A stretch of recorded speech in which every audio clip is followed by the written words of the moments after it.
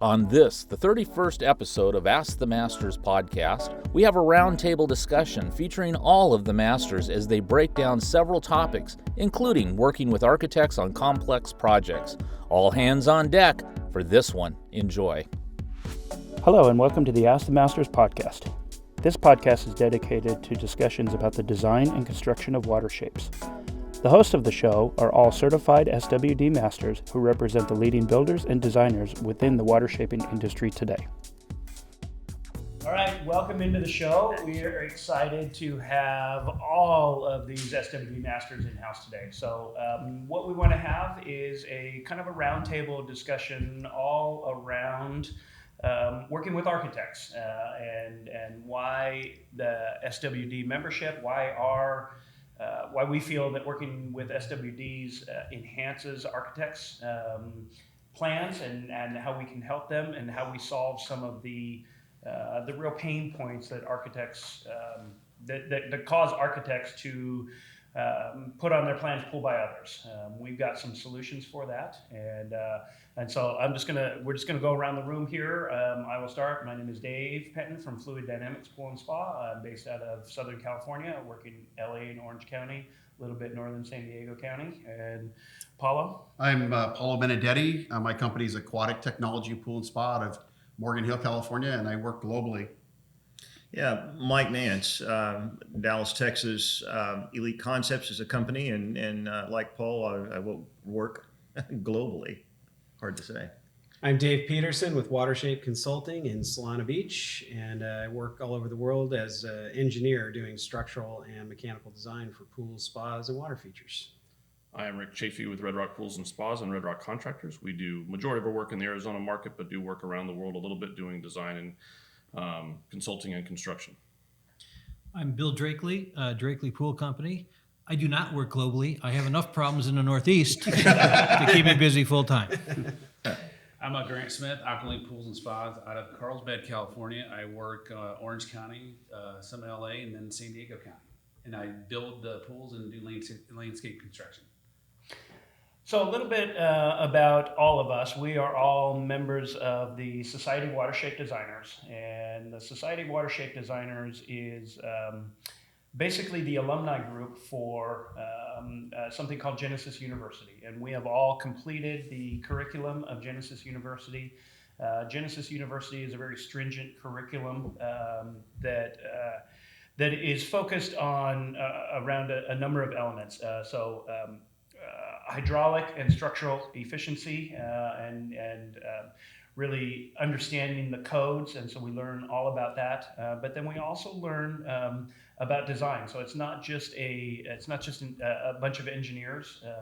We also learn about elements of design, color theory, just different design programs that are part of our core curriculum, so that we can work with architects and engineers and understand the language. I'll speak for myself. My company does not do any architectural design at all, so I rely on the architects that I work with regularly to come up with the visual concepts, and then I work real hard to kind of make the mechanical systems and everything work. But within the Genesis education, I have learned some of the important things of design details and why they're so important to architects, and understanding some of the theories in that behind it. So why don't you guys kind of chime in a little bit? What's your understanding of how would you describe the Genesis education that you guys have all received? Yeah, definitely for me, it's like just, I'm a builder like you. I don't do a lot of design work, if any at all. So for me, what Genesis taught me is actually how to talk to architects, understand what they're saying, because we take classes in design elements, sketching, computer CAD designing, and then also color theory. So I can actually talk to an architect or even a client and know that when they talk about colors and what they actually mean and the purpose for that color in the yard. I think for me, as an engineer, I obviously went to school and studied a very technical curriculum, and I understood design. I could see design. I could recognize good design from bad design. But going through the design courses, I was able to learn that there is a science to it. And it's, that learned science is something that you can teach to others. And when you start incorporating that science and the language of architecture into your own vernacular, and you start to be able to do things that you really couldn't do before. Your sense of scale just gets that much more refined, and you can really start to pull the pieces together, make the projects even better than what you might have been able to do beforehand. Yeah, and I'm like Dave. I had a sense of it coming into the industry, and had some education in design previously as well, and so that was a good foundation. But still, the refinement of the things within the Genesis program that really helped me better my craft. And the one that just jumps out in my head though is color theory.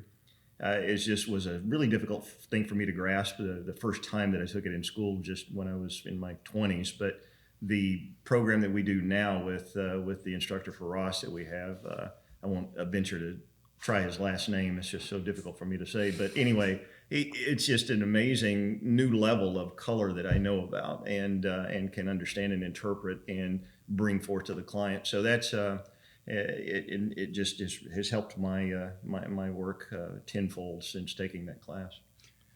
So a lot of architects maybe are not familiar with the SWD and who we are. So let's talk a little bit about some of the history.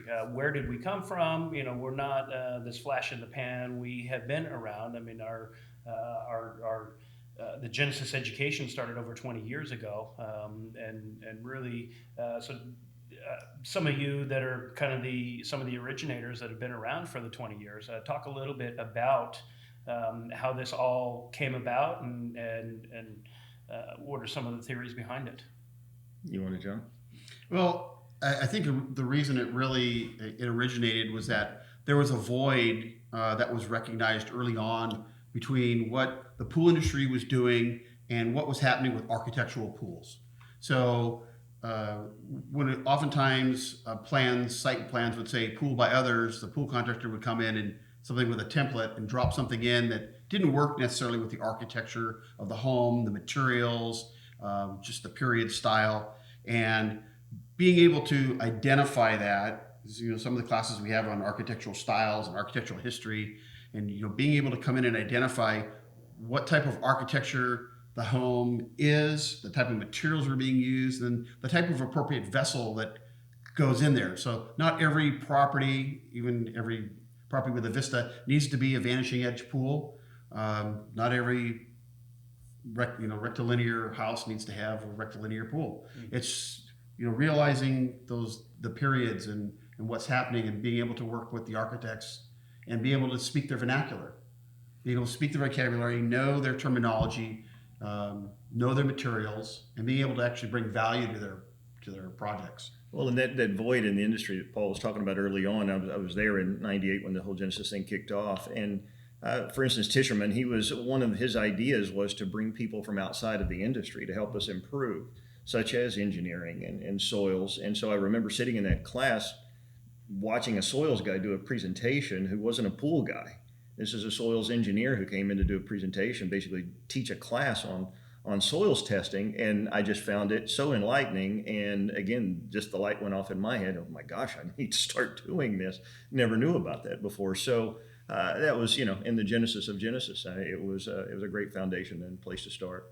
Yeah, I think early on, Design School 1, Design School 2, that was everything. Everybody was kind of trying to figure it out. And I really think in the last 15 years, we've kind of hit our stride. And, we've really, we've created a holistic education that really creates well-rounded pool contractors. Mm-hmm. And so, as we really kind of try and step out and be an asset for the architectural community, they no longer have to come in and really just say pool by others, and then kind of hold their nose and not even look at that part of the property because they know it's going to get screwed up. They know that, the pool is going to be 3 feet in the wrong direction and it screws up all of their center points. So, that's one of the things that I think the greatest thing that I have found out of my education is just to be able to understand what's important to the architects, even if I can't design it properly. And I think really, especially in the last 10 years, the way the curriculum is set up is it's very much set up that all of our graduates who are the SWD members, we are well versed in the proper way to build pools, hydraulically, structurally, everything, but we also have all of the design side of it. I really want to start to get that word out to architects and engineers that SWD members, you can rely on us. I think so many architects and engineers really just don't. They don't have a trust factor with the pool contractors available throughout the country. So to kind of touch on that, one of the things that I think I've taken away from the Genesis classes in the last 10 years is how to collaborate on a team, on a design team, and being able to contribute to their projects in a meaningful way, help them solve problems, offer solutions instead of just being the pool guy. We're actually being a contributing member of a collaborative effort and honoring the design philosophy behind what they came up with. So more and more architects now are actually designing the footprint of the pool, might not know how to work a particular detail. That's where we come in to help them work out the fine details, but honor what they came up with. So realize our place, that we work for them, they brought us onto the team. We have to honor what it is that they put forth to the client and just rationalize it's already been vetted. The design, the shape, the placement, and now ours is just to kind of come in and put the lipstick on it. Yeah. Well, I think the course process of taking all those courses gets you to learn and respect what they've learned as well. We look at when you get the higher end architectural world of doing high end projects of residential or commercial, there's so many individuals that have invested so much time and professionalism into a project. And when we get to our level on the pool side, that seems to waver or fall away. And they don't have someone they can go to that can continue to bring the finishing end. And what we do also is so important to the impact on the structure. No matter what the architecture is, bad architecture with good architecture with bad water features or landscaping makes bad architecture overall, and vice versa. Bad architecture with great landscaping and water features can kind of change the whole composition. And so as long as you learn where you belong in that group, and as long as going through all the classes, you've learned to respect how much knowledge and information is taken to get to this composition they're building. Once you can add to that, like Paulo said, and not detract from it with your lack of knowledge and respect, it really changes. The end result is so much better, because although they might have a great concept of what they want, if you can't help them pull that off, you ruin the project in the process. And whether the end of the finishes are wrong, the shape of it didn't finish out the way the water was supposed to be reflective on, whether it didn't reflect correctly, if you don't understand how to make those things happen for them, then you've ruined their entire composition potentially. So I think by going through a number of history of architecture, drawing classes, color theory, all the parts, and then also knowing the parts of the mechanicals behind it, we can add a lot to the project and almost be in the background when it's happening, but the end result it increases the end result dramatically. See, we have in the Northeast, we don't deal directly with the architect as much as we deal with the landscape architect. We're all part of the same team, and the architect's the lead, but we deal with the landscape architect, and the landscape architect's a little trickier than an architect. The landscape architect will try to help you build your product, whether you like it or not. They'll start writing a design specification. They'll start writing cross-sectional details. They'll start trying to do, because they had such bad experiences with your typical pool guy. Exactly. They're going to try to, we're going to let the architect know and the homeowner know that we're going to watch the pool guy, and we're going to help him build his product. Now, when it comes to us, it doesn't work out too well, because I don't know any landscape architect who actually gets all the details right.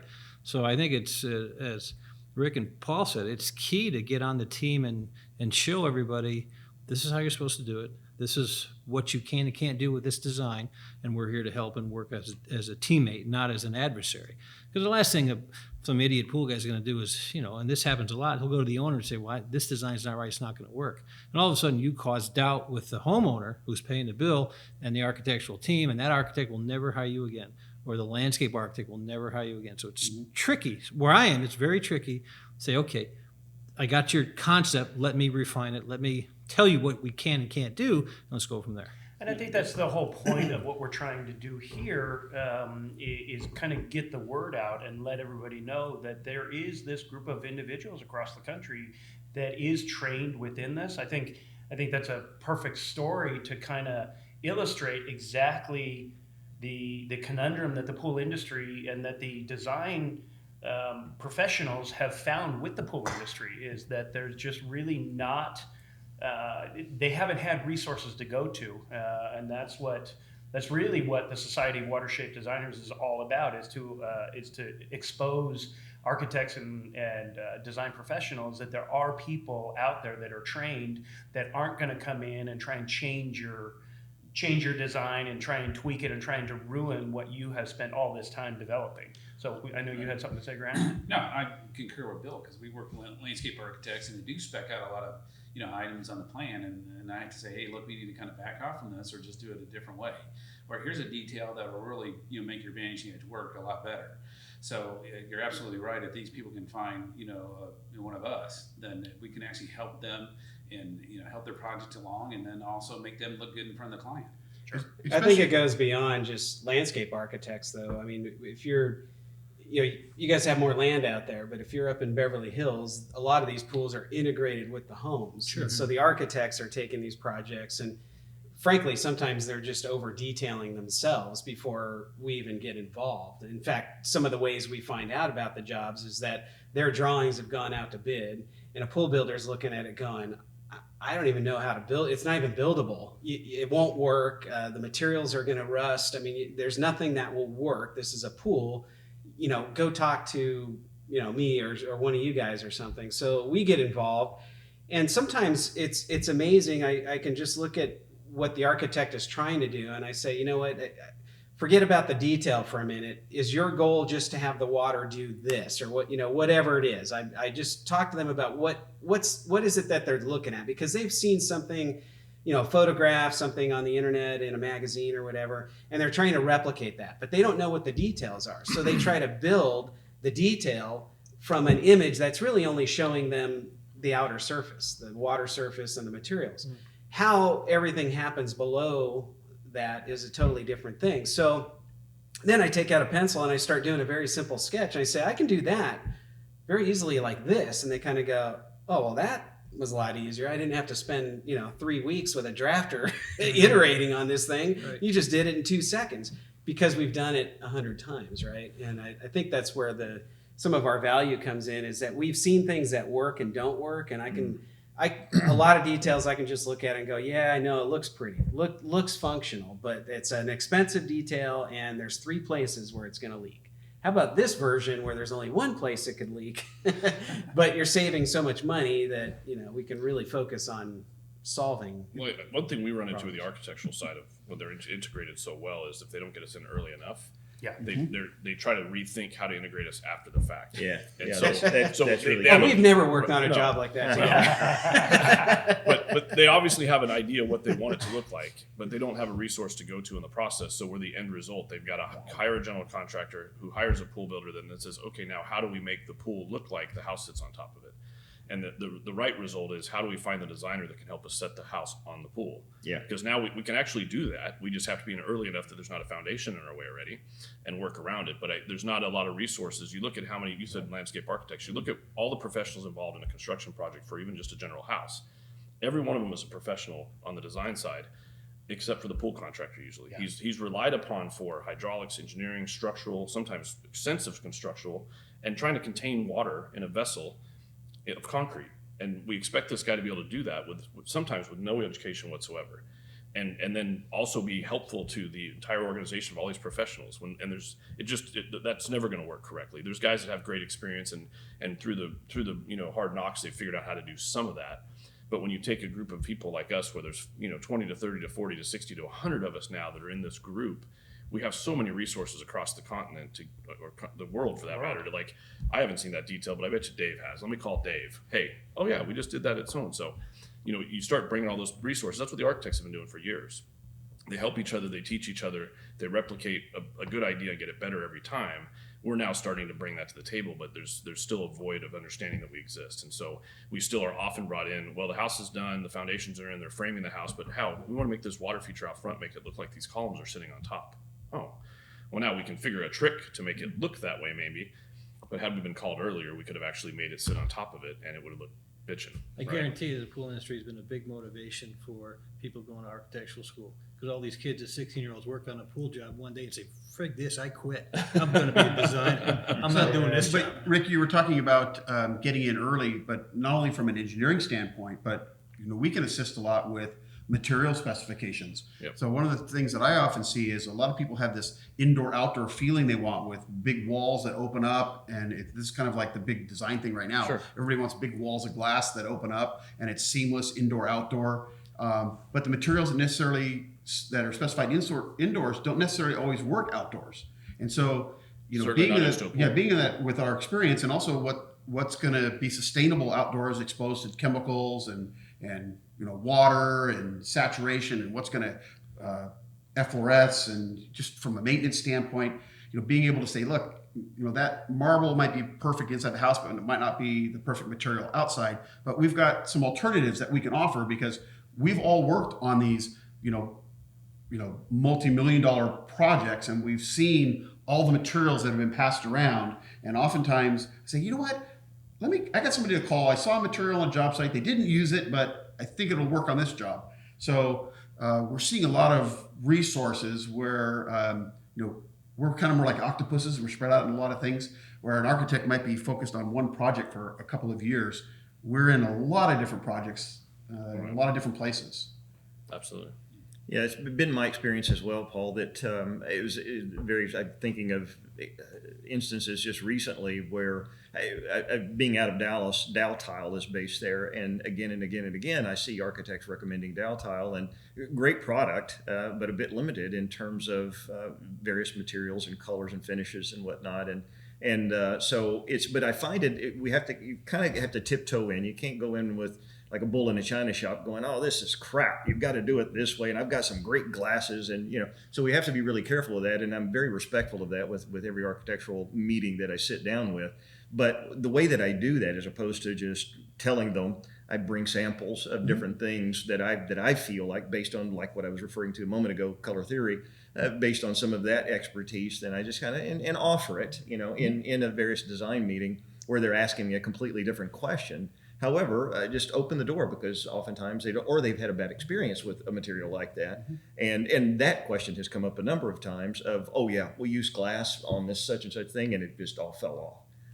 Called installation. Guys, and let me explain to you. And then once they explain the installation process and how the glass works and all the joinery and all the different things that we have to do, oftentimes is a big help. And I've had a few architects that the light went off and went, oh, maybe we can go there now because we have the applicator, somebody who can help us with that part. But to help them vet the materials too. That's the other thing. A lot of times they go to these showrooms or a design showcase, or they go to a design center and they see materials, and the salesperson there knows nothing about material science and says, oh yeah, you can use this in a pool, and you can use this in a pool because somebody said it was a pool tile.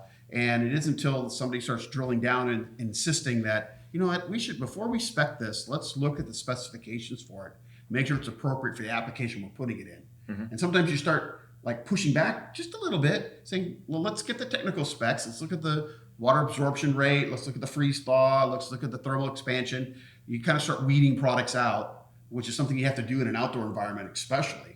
And then, so we've got those things that we can do for them. We can vet those materials. We can do that research and narrow their field down to suitable products that are going to perform well for their clients.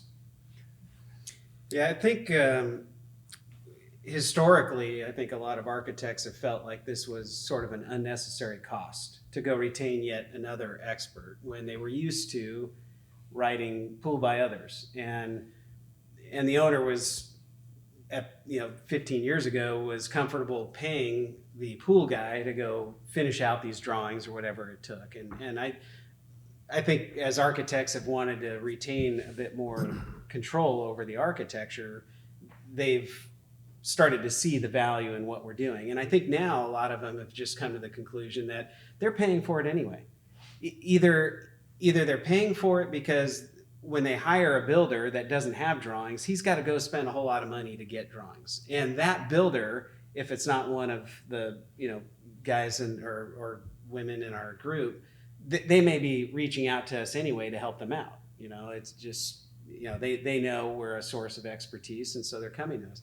And if they're not paying for it at that level, they're paying for it in the construction defect case that usually happens within about 2 years of the pool being built. Yeah. And because we've all done that work, and there's a ton of it out there. And frankly, it's too lucrative for the attorneys to pass up. And so we're constantly getting calls about these problems. And when the pool is now a $700,000 pool, to build it the first time, the lawsuit is now over $1 million. It's a $2 million lawsuit. So the stakes all just got a lot bigger, and yet they weren't willing to spend 20 grand to get some engineering done. It's, it doesn't take a whole lot to get done what we need to do on these projects. And it's amazing that the architects won't see the value in that insurance policy and get that done ahead of time, where everything's thought out, and they've got another resource of expertise to rely on. Some are coming along now. We do a lot of weekend projects from Wall Street weekend houses and from the city, both Boston and New York. And I think the architects now, at least in my area, are pretty savvy to not say, okay, pool by others, because they're designing everything else. And in good faith, I don't think they can do that through their clients anymore. Maybe 20 years ago, when the pool's a 36 by 18, 3.5 to 6 with coping and tile, but with the technology today and everything in the industry, from acrylic walls to covers coming out of the floor to vanishing edge tiles, the architects are pretty savvy to say, okay, we need somebody on our team, at least in my area, that knows what they're doing, because I can't just write a specification for the owner on my drawings, like pool by others. Mm-hmm. I'm doing the client a disservice for not doing my homework. And the clients, especially the next generation, I'm 54, but these clients that are 30 years old and coming up as a weekend house, they're expecting a lot more from everybody else than past clients ever did, I think. Yeah, and it's funny you say that, Bill. Recent experience with me on a commercial project, the client was requesting a fountain, for instance, in the middle of the floor on an indoor thing, and we offered that. The architect had drawn something and said, "Can you do this, Mike?" You bet. So we gave him all the specifications, and then the client pushed the architect and said, "There's a problem. The basin's too high. It just doesn't work for me." So again, problem solving. So the architect goes back, takes it seriously, calls me back in. Again, I'm on retainer already. And it was a very marginal kind of situation, but I came up with a solution. And the solution was way outside of the box on a simple little interior fountain. It was an overflow into a surge tank to a pump back up to the fountain on a different floor. Don't you find, Mike, that the client nowadays, for better or worse, are more informed? Absolutely. Yes. They're more informed, and they're letting the architect know that, and the architect can't just say pool by others, because that client has researched the hell out of everybody and everything. And that's where I was headed. So the client wasn't, as far as informed about, I wouldn't call this particular situation more informed. It was more of a higher expectation. And it's like, why do I have to have that? I don't like that. I want it this way. Well, that way didn't really work in a practical sense. So we had to come up with, again, the solution. And so the architect relied on us. And it was literally one of those things. I'm sitting there in the meeting going, well, I could treat this like a big swimming pool where we do overflow into basins in a different location and pump water back. But if you want to go, and so anyway, I offered that and was able to sit up and sketch it on a little whiteboard real quick. And the architect and I are speaking the same language, going back and forth, came up with a solution. He came up with all the finishes, boom, worked. And the client was just thrilled. So yeah, I mean, it's a collaboration. One of the other benefits to the architects and the architectural industry to retain control of the pool, there's actually two big things. Money is one, because now they have an additional scope of their project, and we know that they get, they bill based on percentage of the build out cost. So there's some extra money to be made there, but also they're now maintaining control of the overall design. So it's not getting away from them. It's not some third wheel coming in suddenly, trying to put lipstick on something. It's totally wrong color or wrong shape. They've got full architectural control over the whole project. So now they can actually say, this is my baby. This is everything that I've done. This is, my design. Well, it'll help protect it long term, because a lot of times what happens too when a pool builder comes in late is the budgets have gotten restricted. And so the GC and the pool builder now are trying to figure out, how do we dumb this down or cheapen this up? and it can easily impact dramatically the Value end architecture, engineering. right? So if the architect has worked that out in the beginning so that everybody knows what they're building, it's much harder to deviate dramatically with a pool builder. I can do it for cheaper. We'll just do this edge detail. We'll do this finished material, or we'll shrink. You've given too much authority to a guy that doesn't understand the intent or the character that was being built there for an architect, and they lose track of that, especially if they're not educated in any way about architecture. You get a really complicated contemporary house that's got a lot of really important sight lines and visibility lines, and bring a guy that doesn't understand the scale of all those parts together. He'll destroy it and save the client maybe $50,000 and destroy the entire composition. And I think, the other thing is we live in a Facebook and Instagram world. And, some of these projects that nobody ever saw photos of 10 years ago, there's been world-class pool builders, but nobody got to see some of these projects. And now in the internet world that we live in, clients are looking around and they're seeing, these $4 million backyards and that's what's being designed, and not really there's so many pool builders out there that don't really understand what goes into it. I think that's one of the biggest frustration that I have talked to design professionals about is that at the end of the day, the architect walks into the project at the end and they're bummed because everything was ruined. None of the tenets that they had set out with their initial design have been implemented properly, and they're just, they're really unhappy with the overall result. And I think that's, one of the other advantages. Yeah, we can start to set expectations with budgets and that at the very beginning, but we can also be a resource for them to give them the tools that they need to make sure that their prized possession gets executed properly, and just back and forth being able to say, well, is it this design detail? Because they don't even always know all of the detailing that is going to make it work, and we clarify that all early on in the construction drawings, and and it allows their vision of what they have for the backyard not to be dumbed down. I think that's another reason why we need to get involved early on a project. How many times we all laugh? We're given a 4 foot by 8 foot area to put an equipment set. They need 17 pumps. That needs 17 pumps and 5 huge commercial sand filters, and basically needs a room of itself.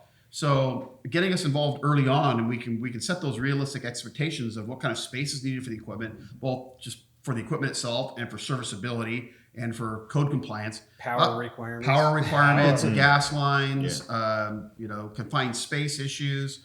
And we can help them resolve some of those issues. Sometimes a lot might not have the space, but we've got solutions, underground vaults, underground equipment rooms, putting things under the decks so that they can maximize. We realize how expensive most of this real estate is that our clients are building on.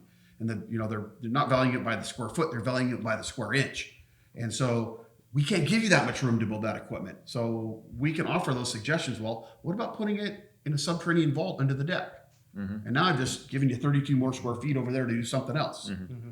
What about, or for instance, they've got wrong parameters or wrong sizes or incorrect sizes or assumptions for a vanishing edge basin. Yeah. They've got a vanishing edge basin that's 12 inches wide. And I said, well, there's not a shotcrete crew in the world that can get inside of a 12-inch basin to shoot it. 6 feet deep. Yeah, 6 foot deep. Yeah. Maybe we need to do a gutter with a storage tank, but we've got the options and the solutions to those. We just need to get in early on. And sometimes by shrinking the basins and putting underground surge tanks, we've now been able to shift the pool a couple of feet one way or the other, which might have been one of their goals to begin with.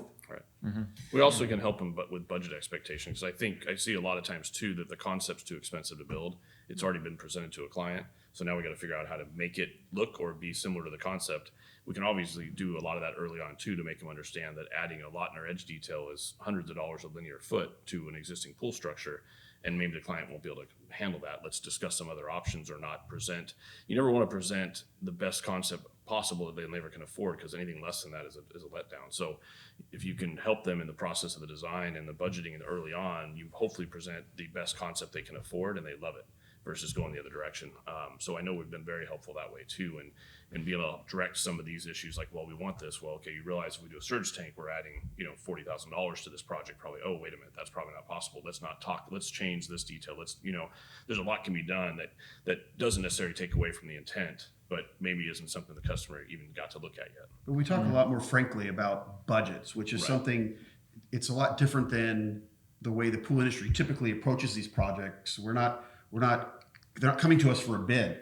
Right. We're talking to them much like the architects do up front is, well, what is your budget on this pool? And I want to make sure that what we're designing and what we're specifying fits within those parameters. And that kind of helps align some of those client expectations during the design and conceptual stages. And that's why it's important that they get us in very early when they're designing their concepts. They say, how much do you think this is going to be? We throw out a figure and they say, what's the client's expectations? And then we can kind of start massaging the plans to kind of get it within those budgetary parameters. So how do we, our audience here that we're talking to is really architects. Let's really kind of drill down a little bit. When does an architect bring in somebody like us? I mean, if it's a 15 by 30 traditional backyard pool sitting out in the middle of the field. I think the architect needs to bring us in long before they have a project on the boards and actually learn who we are and what we can do for them. Sure. And then have that in their mind when they're designing their projects. Because it might let them be more exploratory in what they could do. And it also they know they have a resource to do some things they haven't been able to do before maybe. So, and that'll also help them know, we'll have a relationship already. So they'll know, hey, I'm looking at this project. What do you think? I wouldn't do that. I would do this. Okay. All right. I'm going to meet with the client next week and then I'll bring you in. So I think it's critical to know who can be your pool designer and who can help you long before you even have a job on the boards. Yeah. Because you got to know what their capacity is. And I think most architects get limited with their creativity because there's a scare factor when it's out there, what's going to end up being built. They can see the pictures, we can see the world now at our desktops, so they get to see all these cool concepts, but do they actually try to push that envelope? Not if they don't have a resource to solve the problem. Or they've had a bad experience. Or they've had multiple, if they're a typical architect and they've done a lot of work, they've got a lot of bad experience. They're gun shy, they're very gun shy. Especially in the pool world, right? So we've created the need for them to understand what we're capable of. And for our purposes, the relationship we've created with a lot of architects, some are drawn because a project came to the boards, but many times it's been us reaching out or them reaching out to us and getting to know each other first. Then they understand what we can do for them. We understand what they can do for us, and then together we start working on projects that come on the table. Well, the architect's credo is problem solving, Right. And for the swimming pool aspect of things, we're that solution. So we're really hoping to eliminate pool by others on the plan. Or change the name of the company. I'm going to change the name of my company to Pool by Others so they all call me. Be the richest guy in the nation. Yeah. So let's talk about as we kind of wrap up. What are some of the things that we would tell the architect audience? What are some of the things that they shouldn't be doing? Where should their limitations stop? And different architects have different experience, but at what point do they really need to be bringing in an SWD professional to start working out the details of that? Where are some of those lines? Well, what the architect should do, Dave, is the architect should have a qualification statement. They shouldn't necessarily design structure or structural parameters. That's what engineers and stuff are for. But they should have a qualification that says, in my opinion, the pool contractor should be able to do A, B, C, and D, or have this type of credentials. And then draw the pool and then let each pool builder bid, making sure that he satisfies those credentials. It's almost a pre-bid checklist. You have to be able to do this and you have to have this type of ability. We have in the American Shotcrete Association, we have a committee and a designation called the qualified contractor. You have to meet these certain criteria and qualifications in order to be accepted by an architect and engineer specifier to do this job. Architects, it'd be nice to have something like that where an architect say, okay, I have a baseline parameter for this company, any company, doesn't matter who it is, but you've got to be able to do this, and you have to have this type of equipment, you have to have insurance, you have to have your own staff, you have to, or work with subcontractors that are qualified, some type of basic boilerplate information, and then that architect can be assured that whoever I pick who meets that is going to be able to build my pool. Well, that's kind of an SWD master. So somebody who's Exactly. already got the SWD master designation is somebody who's already been vetted by the industry, who's already gone through peer review, which is maybe that's something we need to talk about is what it takes to get to the master level is, and I think Dave, you're probably the most versed in that, the units and education and vetting process. Yeah, well, I don't know about the vetting process. Certainly the education side, I think I've got a pretty good grasp on that. I mean, it's 150 hours of coursework, and most of those are big classes. 138 of those hours are 1, 2, or even 3-day classes, and all of those require projects or exams. And people do fail them. Yeah, and the remaining hours are really electives, that you could fill in with another big class, or you could take a series of short ones to, depending on what your area of expertise is. If you're a foreman and your job is to be out on site building every day, then you might focus those on, concrete science or something related to the building side of things. If you are a sales and design professional, focused on pools, then maybe you don't spend time on concrete science. You've picked up enough in the construction school to learn that. Maybe instead you're focused on, a small space design or feng shui or something else that's going to help you from a design standpoint. And so once you get through all of those programs, which takes usually a couple of years. I mean, we've got some people doing it now in about 1.5 years, but that's pretty aggressive. I mean, it's a lot of travel because you're going to trade shows where we're offering the programs and everything. So, and it's expensive. Now, this is one of the only accredited programs. This is the only accredited it's program. the only accredited program in the industry. So now, there's value there. I mean, I don't want to say it's expensive that, it's like over the top. You get what you pay for. You get professionals with areas of their expertise. That's what they're focused on is these instructors. And once you get through those programs, then you're eligible to join the society.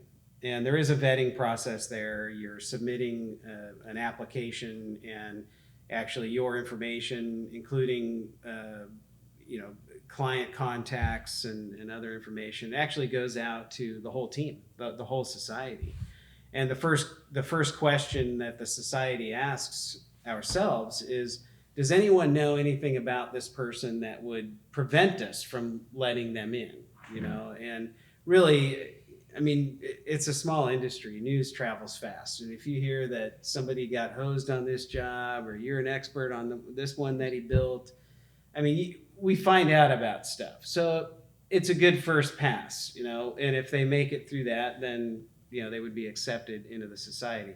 The master level is another step up. Again, it's more work product, but there's a requirement that you actually work underneath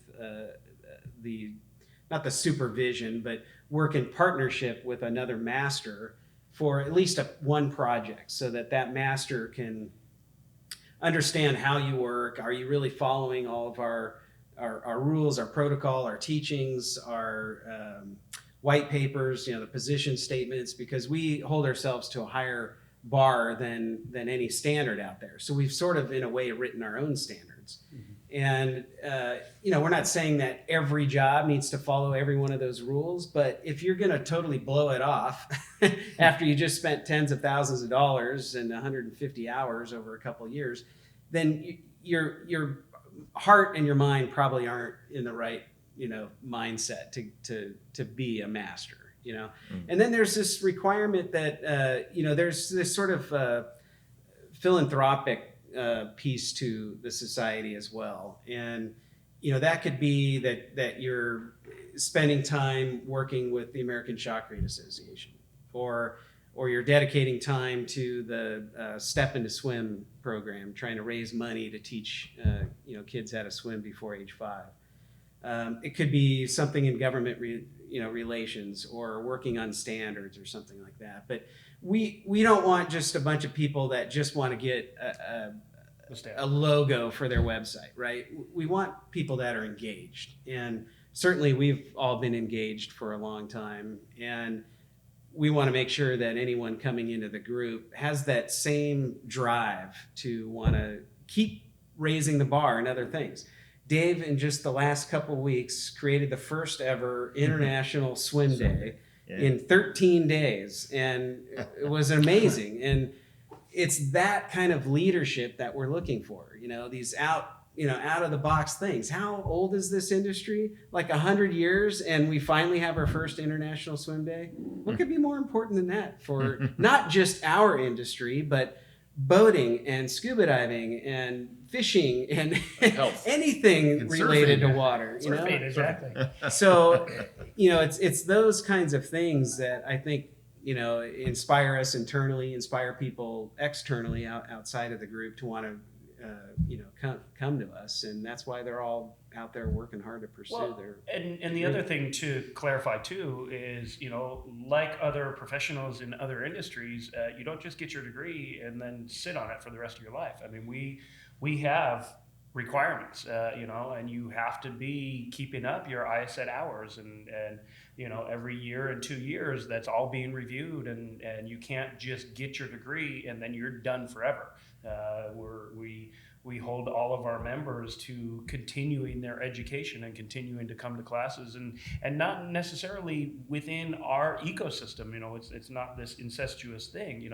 I know, Mikey, you get most of your hours from taking architecture classes in that, community colleges and things like that. Well, and it goes beyond that too. Not only, going back to the vetting process of just being able to get into the society, but then also the continuing ed, but then also your work product. You've got to live by the standard. If you don't live by the standard, as Dave mentioned, it's a small industry, and we'll find out. And so there is a process, a mechanism in place to weed out the ones who don't follow the path properly. So that's part of this industry, or this particular society has teeth. Yeah, and that's one thing. We're reviewing applications all the time, and we do push people back out and say, we don't think you're quite ready yet.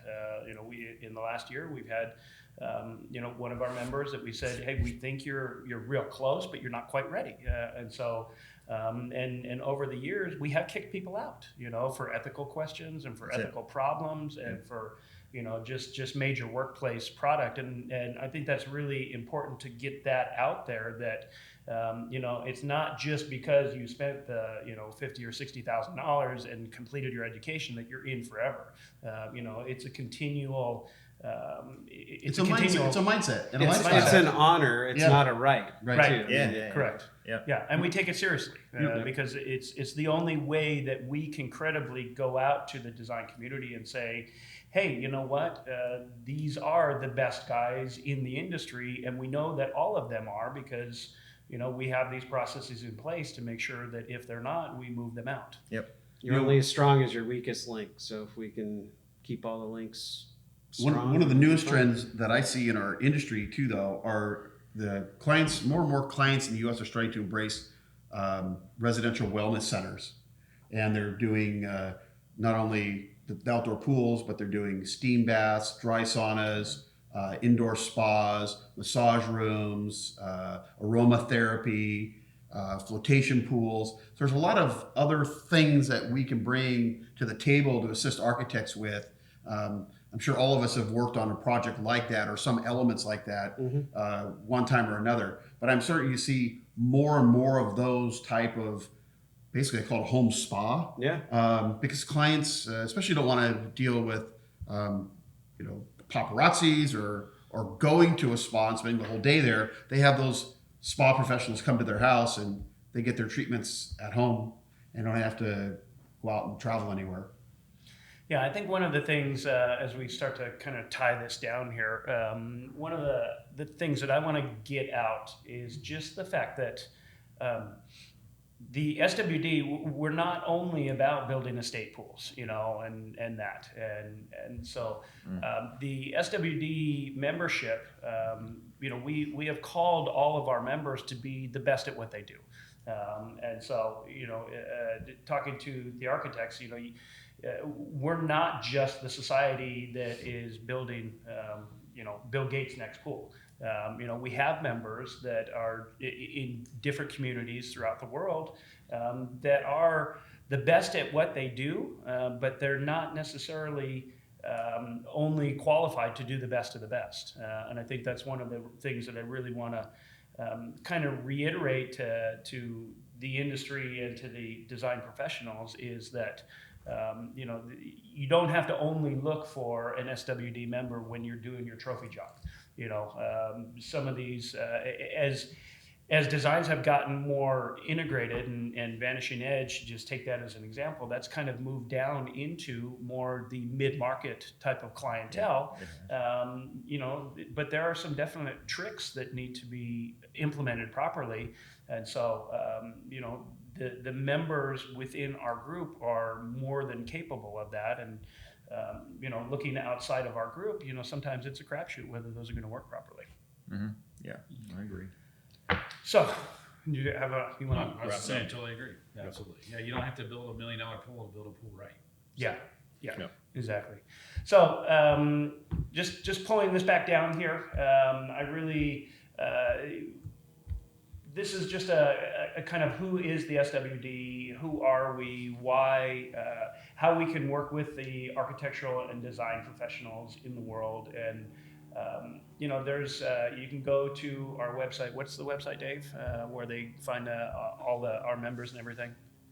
For the society? Society members, yeah. It's watershapesociety.org, I believe. Yeah. So you can go there and really kind of learn a little bit more about our curriculum and all of that. But then the one great thing about that location is that you can see all of our members all across the country, and we're actually international too.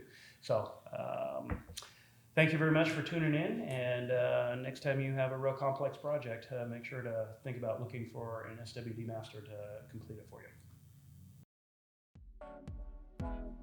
Thanks for listening to the Ask the Masters podcast, and don't forget to check out our Facebook page each week on Tuesdays for new episodes of the show.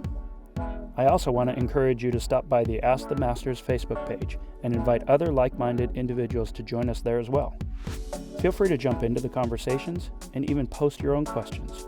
We want to create a community which fosters learning and discovery for the betterment of us all. You can also subscribe to the podcast on iTunes, Google Play, and Spotify. Please be sure to subscribe and feel free to share.